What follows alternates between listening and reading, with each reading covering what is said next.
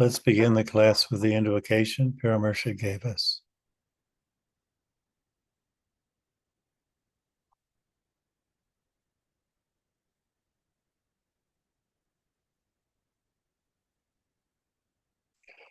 Toward the One, the perfection of love, harmony, and beauty. The only being, united with all the illuminated souls who form the embodiment of the Master, the Spirit of Guidance.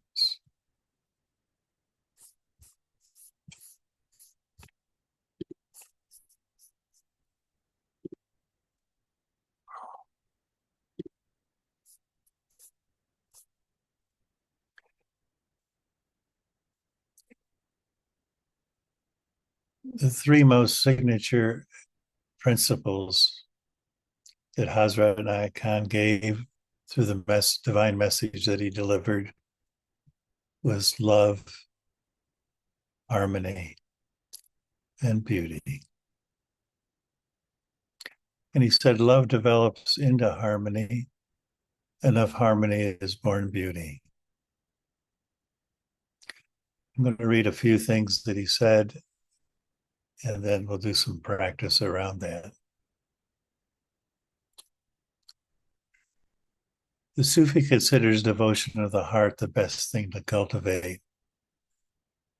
It might seem quite different from what many think, but the ones who close their hearts to others close their hearts to God.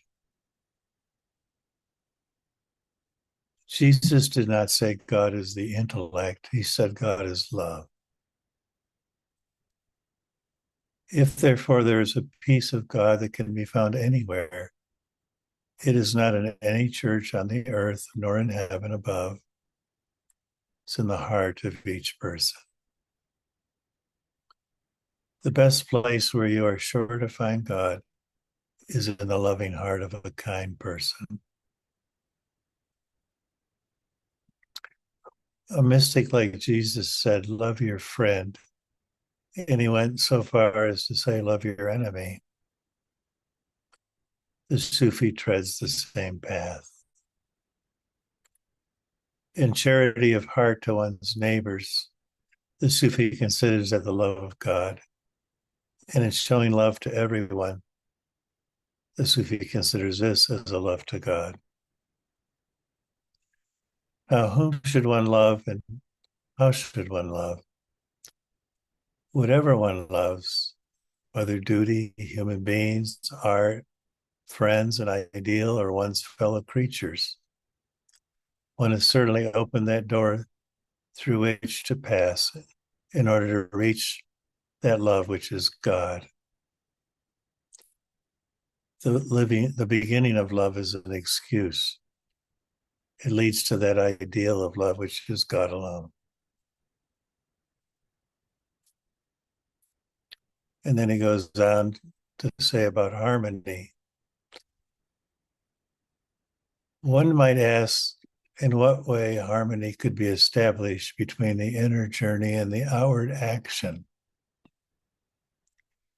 What generally happens is that a person is so absorbed in the outward action that his or her inner attitude becomes obscured to view.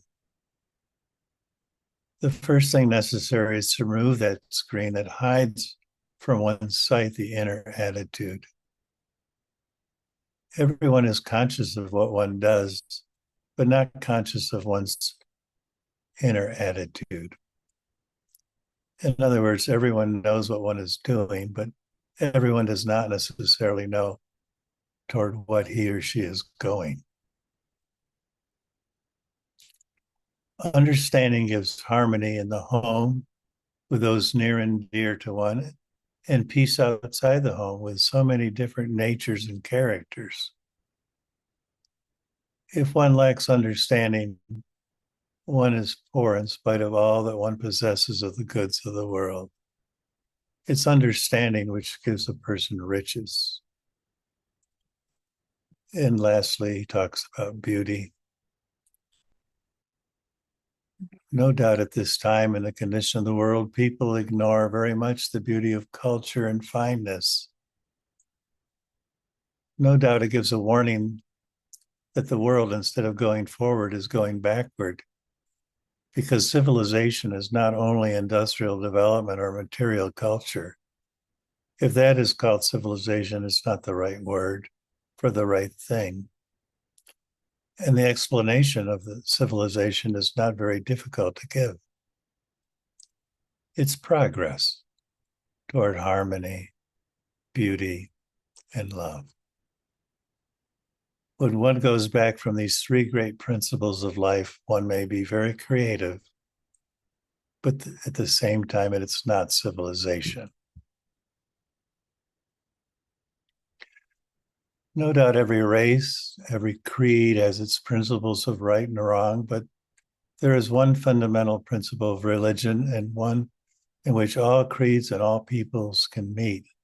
And that principle is to see beauty in action, in attitude, thought, and feeling.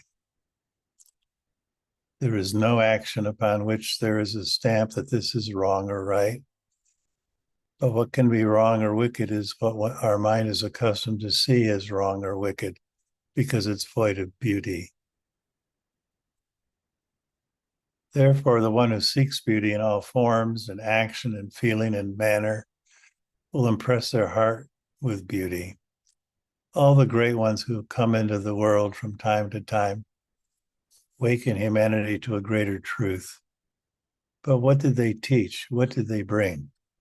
They brought beauty. It is not what they taught, it was what they were themselves. So these three great principles, if we're to serve the divine message that was brought by Hazrat Khan, these are the three principles we would serve most: to bring love to all, our friends and our enemies, harmony to all, to our dear ones, to those outside our home, and to life itself and all of its manifestations through our actions and our inner perspective. And then if we act in that way, we bring forth beauty in our way of being. So I'd like to now do some practice that would be helpful in this, because those are great words and wonderful sentiments, but they're not always easy to do. And sometimes we're almost clueless as to how we might actually accomplish it in this world, particularly this world of our time. If he thought it was bad in 1925, I don't know what he would have thought today.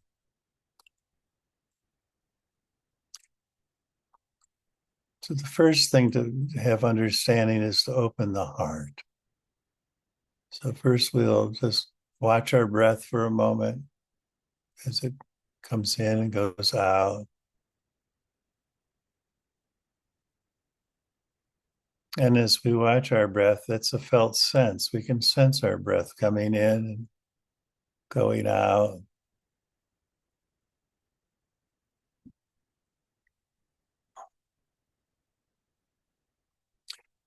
And once we have that sense, then we can feel felt shifts. The breath changes as under the radiance of our presence.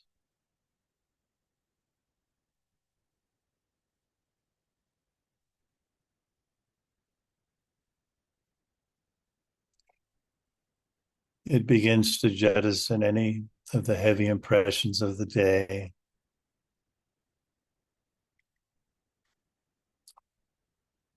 It's not something you have to do. The breath just does it as you're present to it. And as it does jettison these impressions, the breath becomes lighter. Lighter in both in terms of sense of weight but also lighter in the sense of radiance.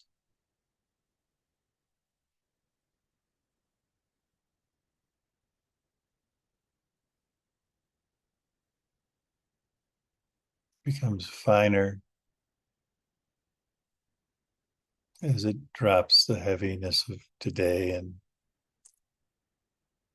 becomes more and more pure.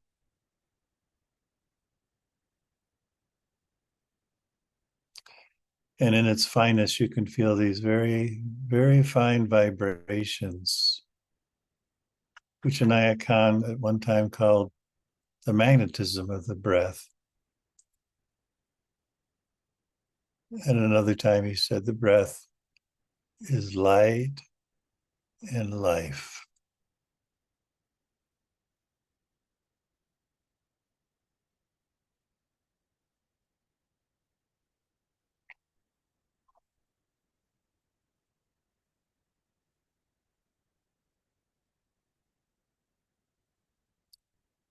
And now cast this breath upon Latifa Surya, which is in the center of the breast. You may remember where Hazrat Khan had his topaz hardened wings, and that's the area. And you massage the Latifa Surya. It's a neural plexus. As you breathe in, you let the breath caress it.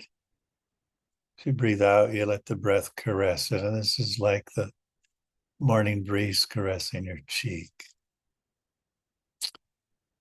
And as you caress it, the ancient ones call this blowing on the ember of the heart.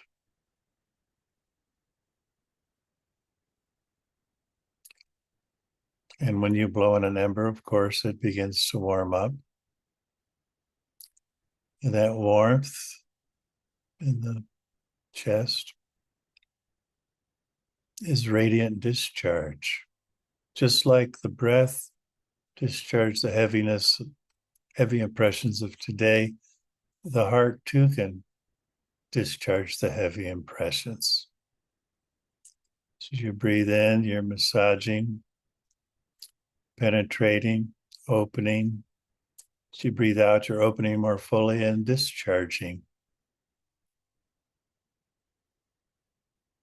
So the breath becomes the instrument through which you can begin to open your heart, breath and presence.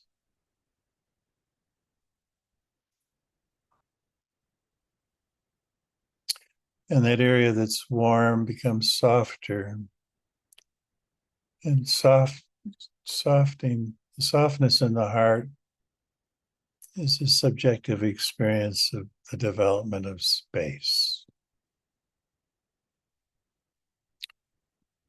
When the impressions leave the heart, they leave space behind where they were.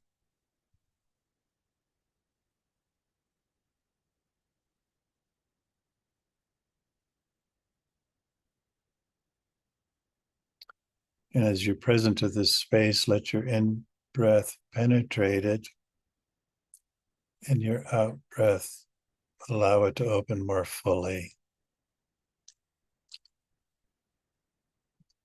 And it begins to unfurl.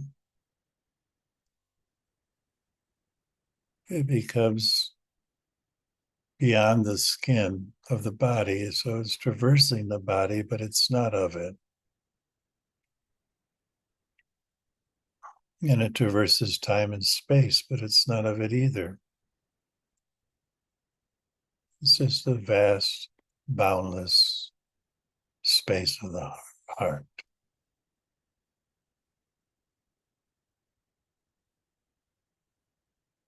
And it's from this space that you look at your dear ones, your neighbors, your friends, and your enemies. And understand.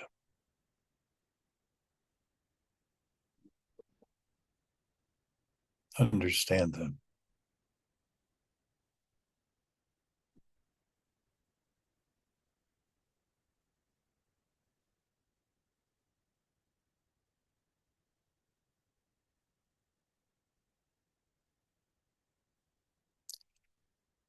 There's so many things that come up when we consider people, and often the pieces have a bit of psychic tension to them. But this vast space of the heart drains away the psychic tension. It lowers it, and one can look at it with liberty and peace and love.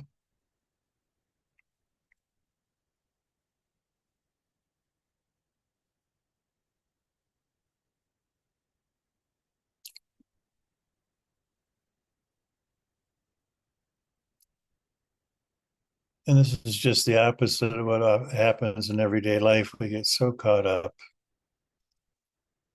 with everything that needs to be done. And we are very impressed by it. And then we watch the news. And we're very impressed by that too. And those impressions weigh upon the heart.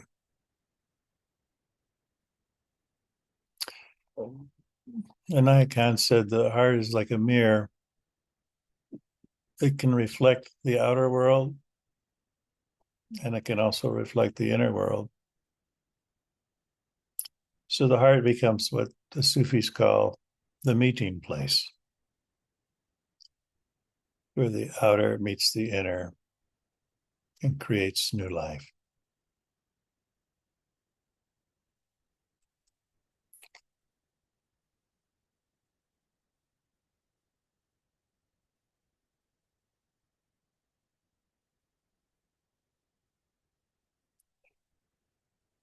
This is also what Rumi called the mirror of the heart, this vast, boundless space. And he said we use the divine names to is soap and water to wash the heart. So the first we're going to do is the zikr of love that Inayat teaches us. Ishq Allah, Ma'bud Allah. But what I'd like to teach, I'm sure some of you have heard me say this a number of times, but if there's someone new here, I must say it. There are some words in the ancient Sufi lineage that I'd like to share with you. And the first is Dhawq, Dhawq. And it means to taste God. Tasting, in this case, means to be present to what is present in the space of the heart. So when you articulate something like a divine name or a remembrance, a zikr, you could do it a number of times, or you could do it once and taste, then do it again and taste. Ibn Arabi said it's like an apple. Each bite is different, even though it's the same apple. Then there is the word sharb, which means to drink God. And that's after recitation. When you're completely done with recitation, you pause and you allow that which is present to deeply permeate your being and inform it accordingly. And this is what the Sufis would call allowing God to teach you. And then there's the word re, which means to allow God to quench you, to say, this is enough for now. So each of us, we're on mute except for me. So each of us will do it in our own rhythm. But if I was doing, when I'm doing it, I go like this, so I can have room to taste and to drink. Ishq Allah. And I'm placing that sound in the space of the heart. Ma'bud Allah.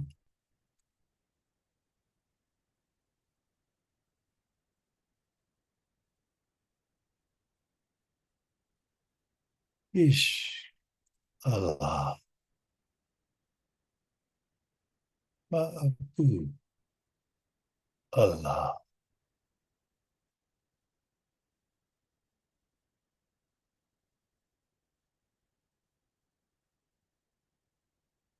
So each of you just do it on your own.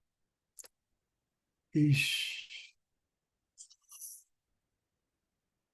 Ma'abu. Allah.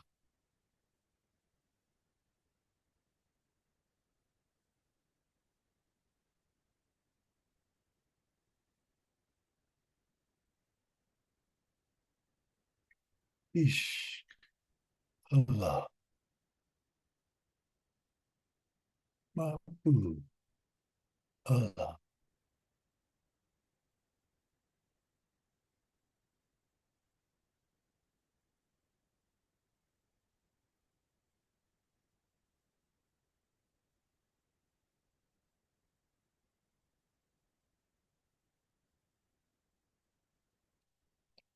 Ish. Allah. Ma'abu. Allah.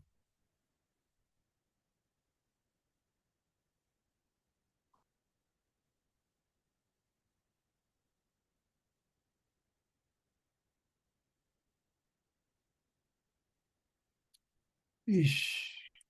Allah. Ma'abu. Allah.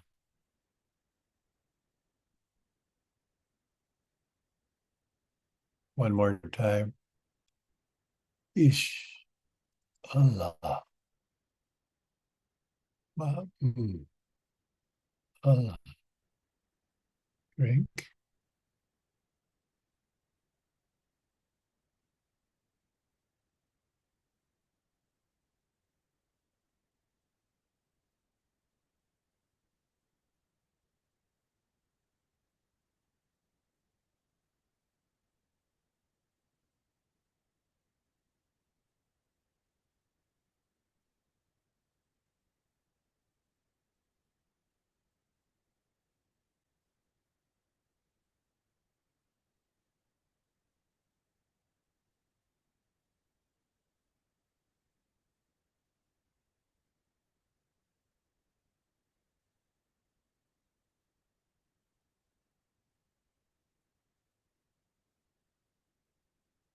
Feel the liquid condition of your heart.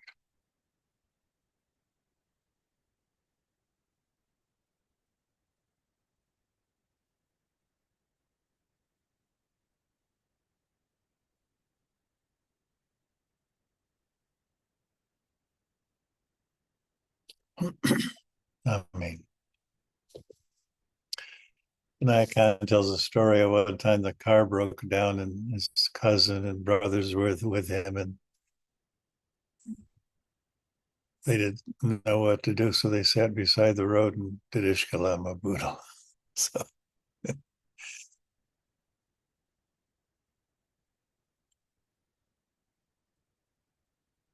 life is full of tests and impressions.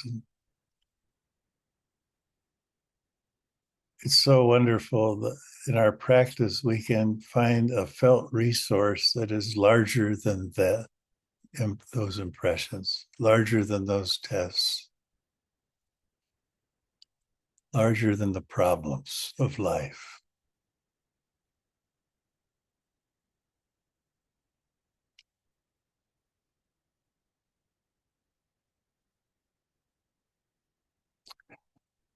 And then he said, love leads to harmony. And one reason that love leads to harmony is because when you practice love for your dear ones, which is it's usually a very easy thing to do. So, and then you practice love for your neighbors, and then you practice love for those who you don't agree with in principle. And that's the problem of our country right now is that it's impossible to love the other. But in love, there is no particular other. It's just love. I am thou. The word we're going to use is Jami. Jami, Al Jami forms the foundation for words related to gathering, united, and bringing together. And that's something that we could really use in our time. So, again, each in your own rhythm. Again, take time to taste Ya O Jami, the gatherer, the one who holds all. You know, in the divine names, for every divine name, there's the absolute opposite divine name. So God raises up and God abases, for example. And yet God holds both of those.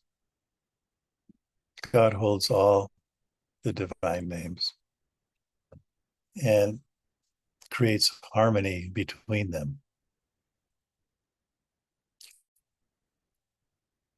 by holding them. And we can create harmony by holding them within the space of the heart, the heart that's bigger than us and the other.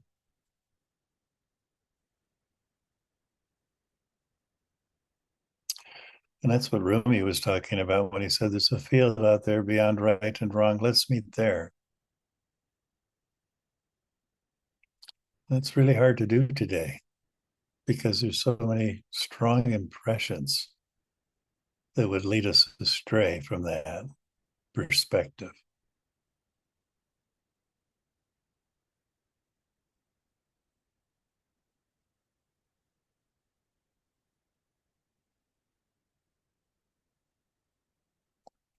Yajami. Place the sound in the heart and then be present to what's there.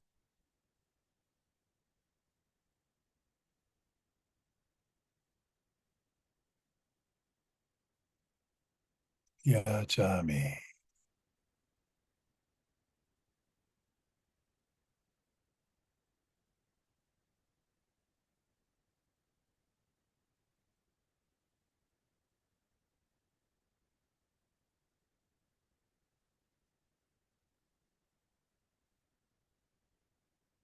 Yajami.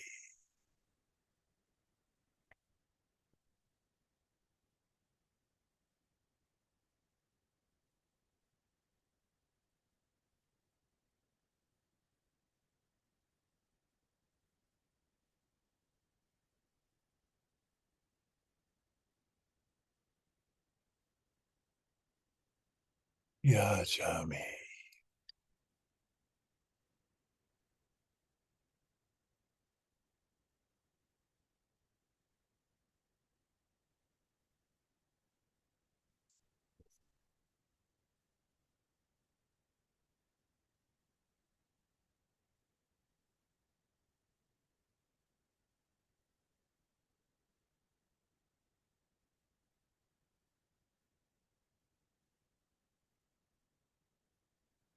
Yajami.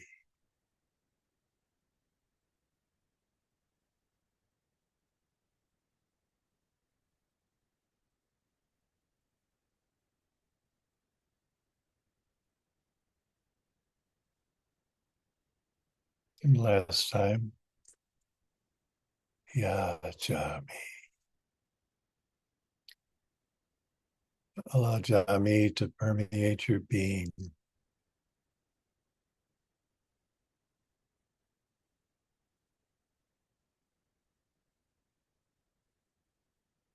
and deeply inform it.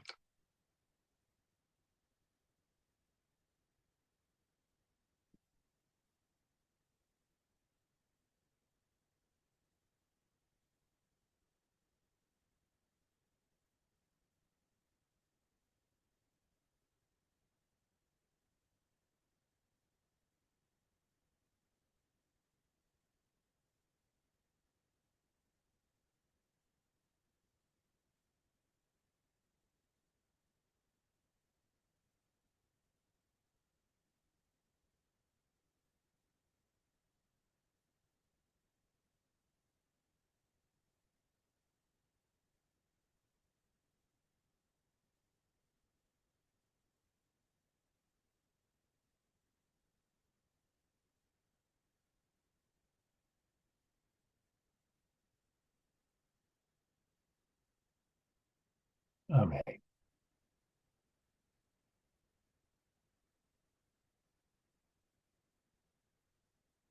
And then Inayat says,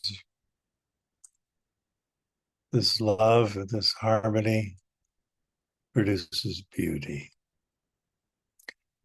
And beauty,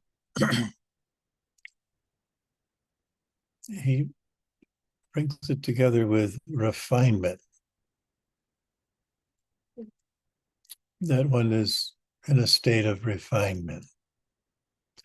And then one's actions become more beautiful accordingly. And this is what's called akhlaq Allah. And Icahn uses that phrase, and the Sufis use that phrase. It means to act in a divine manner.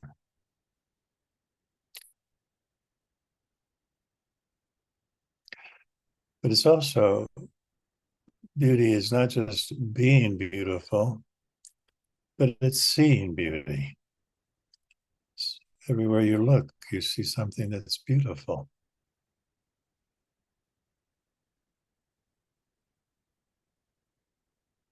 And that impresses your heart. Instead of heavy impressions, it impresses it with beauty.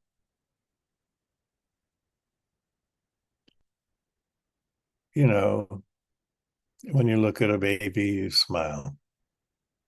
You just can't help it because you see such beauty there. One time I was in the garden of a villa in Rome, and an ancient sculptor had sculpted 18 different baby. They're all the same size, but they all had different expressions. I call them my baby wazifas. And each one would make you smile.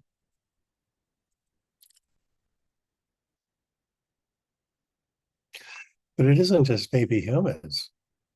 Baby animals make you smile too.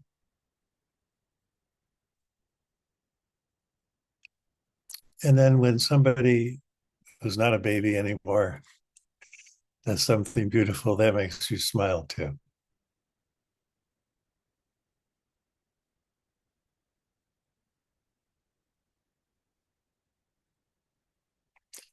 So we'll recite Yad Jamil. Oh, beauty.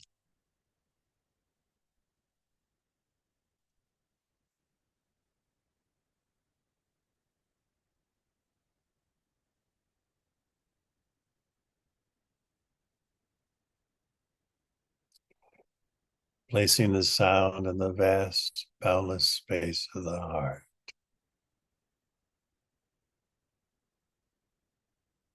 Yad Jamil.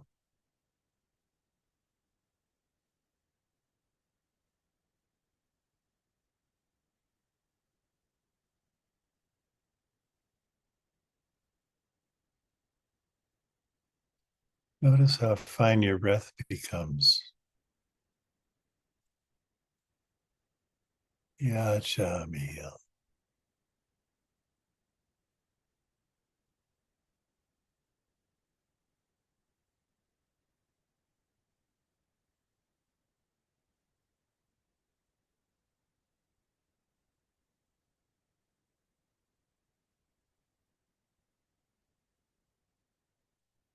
Yad Jamil.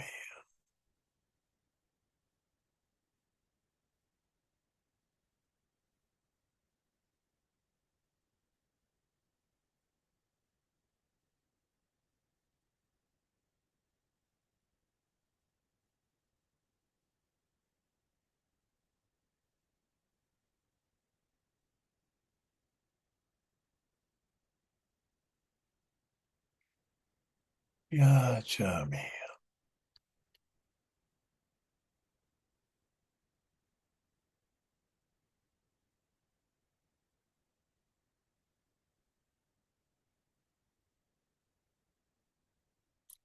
Last time. Yad Jamil.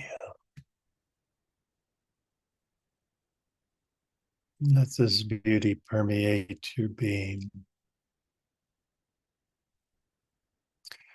deeply informing.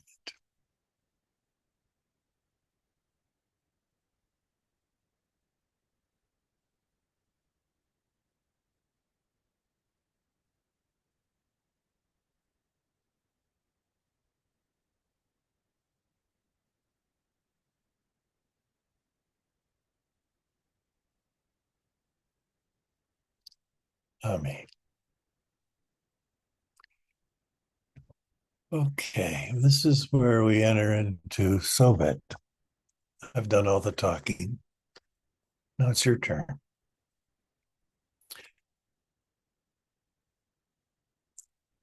Do you have any comments or questions about love, harmony, and beauty in action?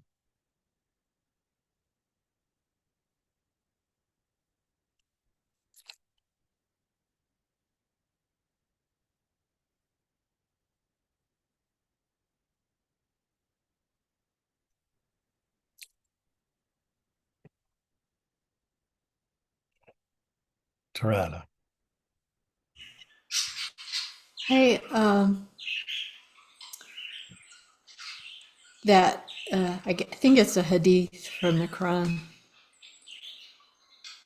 God is beautiful and loves beauty. That floated through in the practice, and I was like, oh, aha.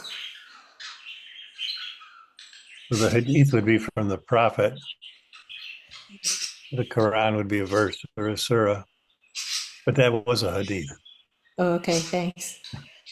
So, But I mean, it left a mark on the practice, like deep in the practice. yeah,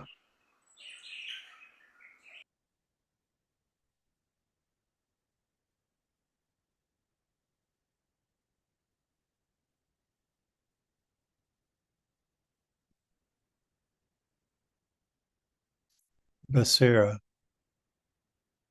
Well, I found myself so deep in the practices that I was confused when we had Jami. I was thinking it was beauty, Jamil, and it's interesting how close those words are. I was experiencing Jami as beauty. Anyway, I just wondered if you have something to say about how those two words are related, perhaps. Well, actually, all the divine attributes are related. They say that in each attribute you can find all the others if you look carefully.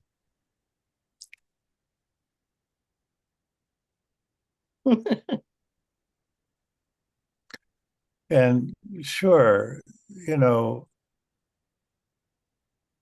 there's nothing more beautiful than bringing together with harmony the opposites, bringing together all the different aspects of existence, being able to hold them in the heart with freedom and love. Of course, that's beautiful.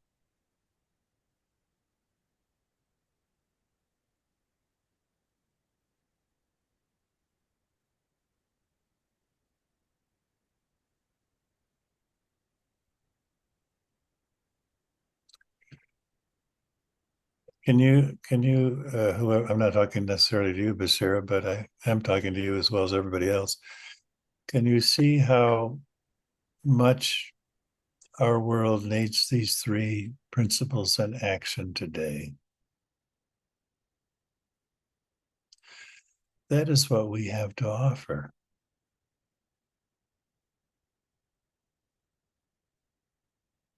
May these be your guiding principles.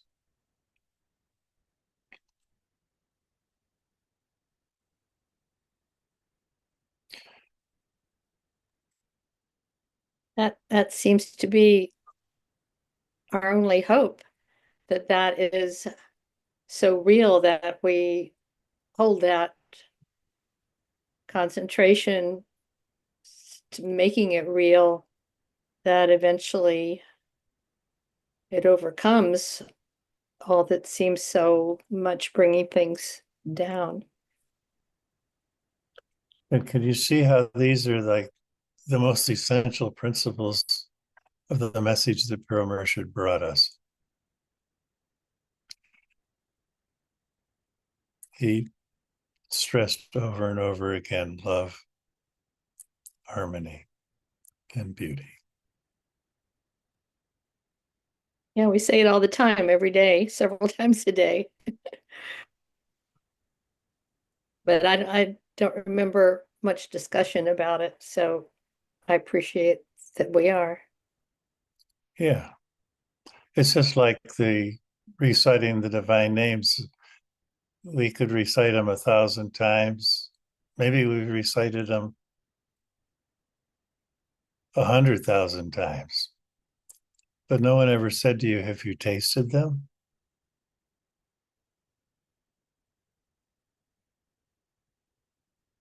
So it's not just in numbers,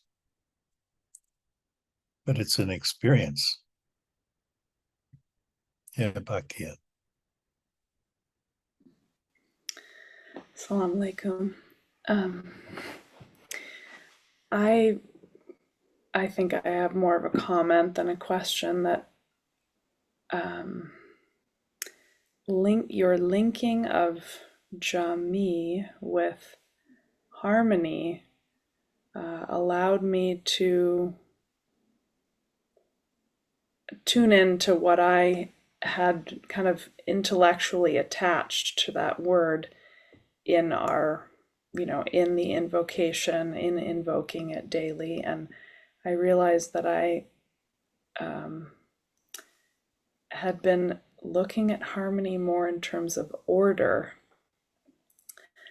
like life being and relationships, human and the natural world, human to human being, in a sense of like harmony in terms of like being well ordered in relation to each other.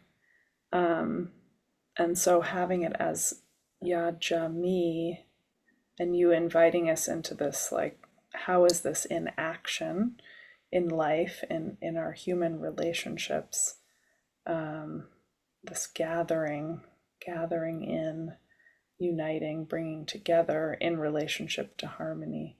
It's just a shift for me. So I'm feeling gratitude for that, and kind of, yeah, just it always feels good to have awareness of like what are the underlying mental constructs, that I've attached to things. So it feels like it loosened it up somehow and brought it more into the real of what we live in our everyday, which is the intent. So thank you. Thank you. Lakshmi. Hi. You'll have to excuse my voice. I'm a little laryngitic at this time, but You're coming through loud and clear. okay. Um, I wonder if you can speak to, you've been alluding to the situation that we're in our times. And I very much appreciate your words on love, harmony, and beauty. And I do see that as um, the core practice, if you would, of our tradition. Um, but I'm also interested to see what you might say about um, the relationship of our practice to social action, because I feel like there's a strong impulse at this time toward the nightly direction. Um, and I think very often about our own Nuranisa and the direction that she took, and also, well, for that matter, Pir Vilayat, when World War II was going on, he could have sat it out, but he took a decision to participate. Um, So I don't know. I would like to know your thoughts about that at this time.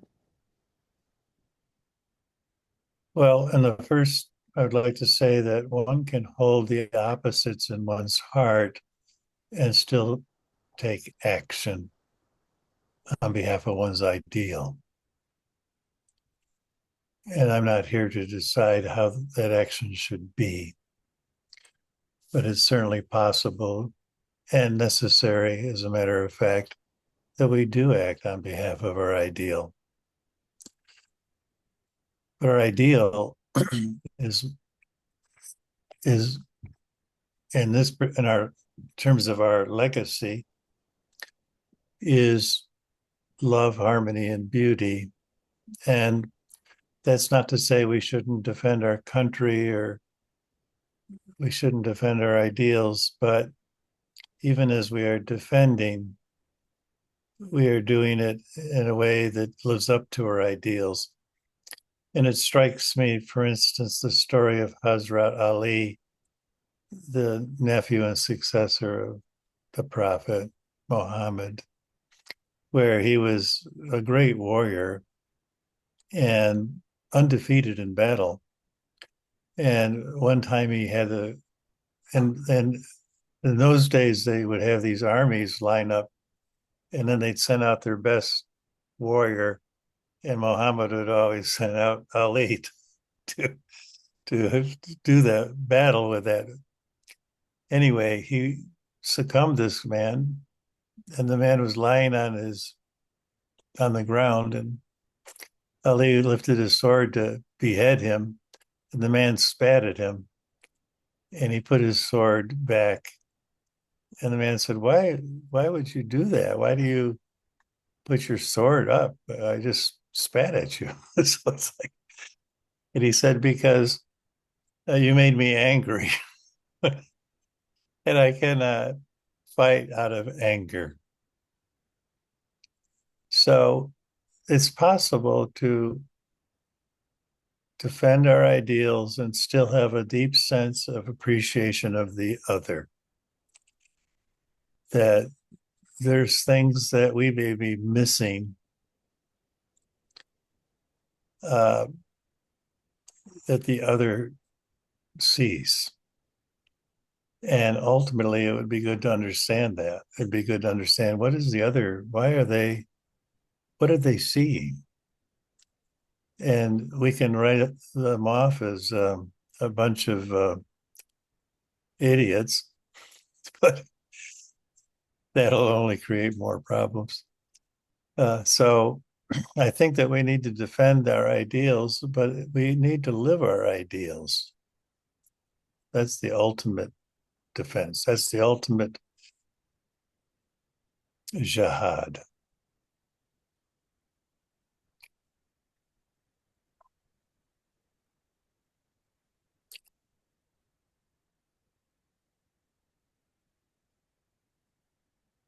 Salima?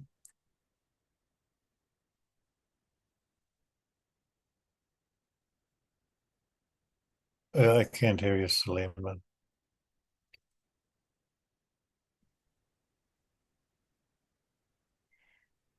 A little comment while we were being present to the heart. It occurred in my heart that there's there's a relationship between the uncomfortable things and our ability to create love, harmony, and beauty. That I need both, or that somehow they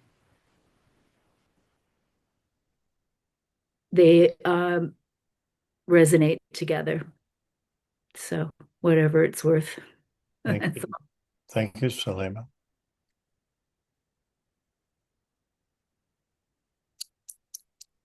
Going back to Lakshmi, it just occurred to me that Hazrat Ali was the first knight of Islam. Mm.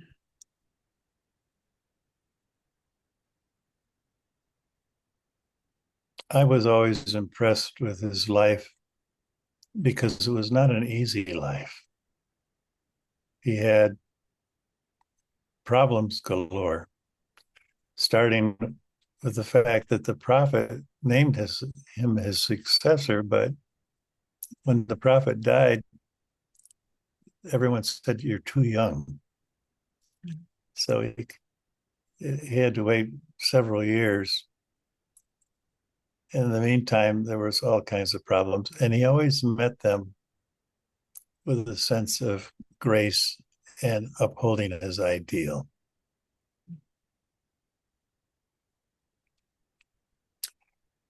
I was I've always been very impressed with that strength.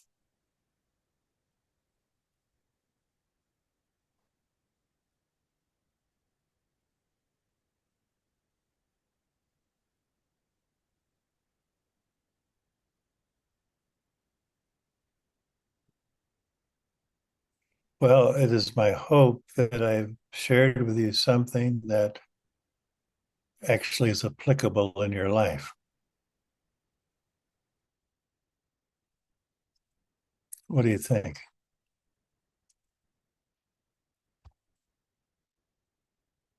Well, I got one thumbs up over here. Okay, Tirana. I got a big hit, like I know it's called the message of our time, love, harmony, and beauty, and Hazrat Inayat Khan speaks of it in his message volumes quite often, and I got the raise us above distinctions and differences which divide, and then I went, wait a minute, everything that I've read that he said just goes back to the message. Everything. Well, of course. But I mean, like it's an experience anyway. Yeah, one of the things that I appreciate most about Hazrat Khan when he says that the messenger comes and it's not the message, but it's the beauty that he carries or embodies within himself. And I've always been impressed by that with him because he shows me what's possible in human guise. I don't know that I could ever rise to that, but it gives me hope and faith of the reality of what he's speaking about, because he is the reality of what he's speaking about. And it's good to see that in human form. Usually we see something quite different.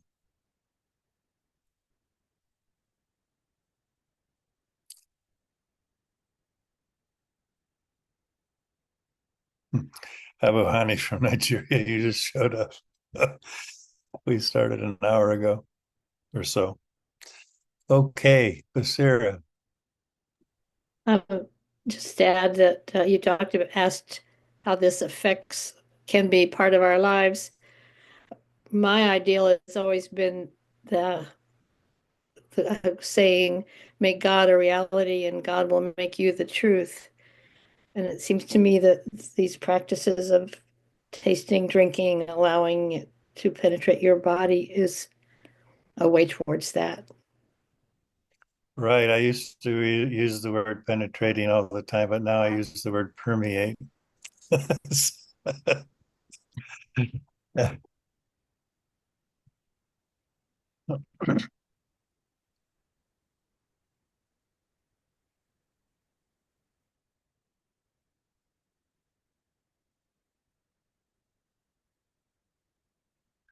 Okay.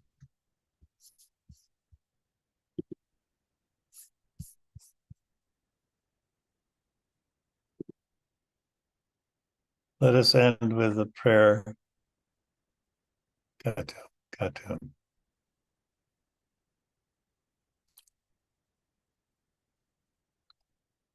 O thou who art the perfection of love, harmony, and beauty,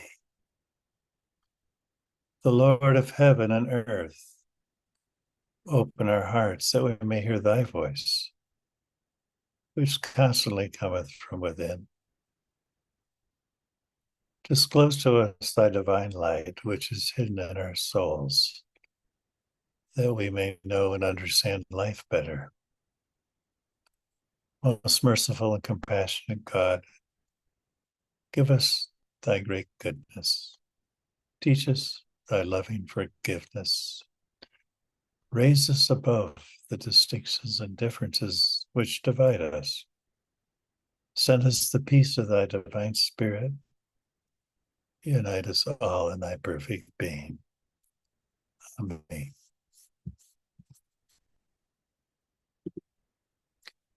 So whatever you have left of this beautiful day, may it be a blessed one. Thank you for being.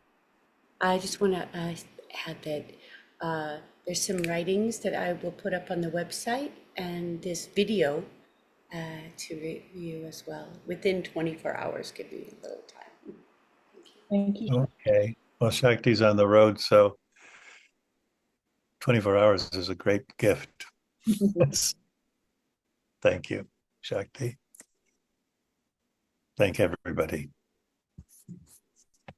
God bless.